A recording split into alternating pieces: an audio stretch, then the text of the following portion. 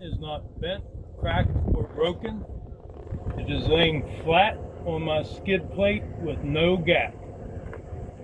My skid plate, pivot pin, and platform are properly greased. There's no cracks, breaks, or excessive wear. My slide rail has no damage. Locking pins fully engaged. My release arm is fully engaged with the safety latch locked in place.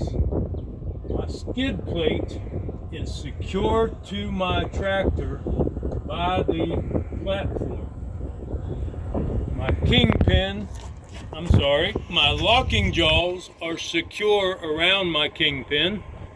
My kingpin is not bent, damaged, or worn, and there is no play between them.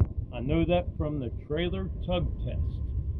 My fifth wheel is properly positioned so that my tractor frame will clear my landing gear during turns.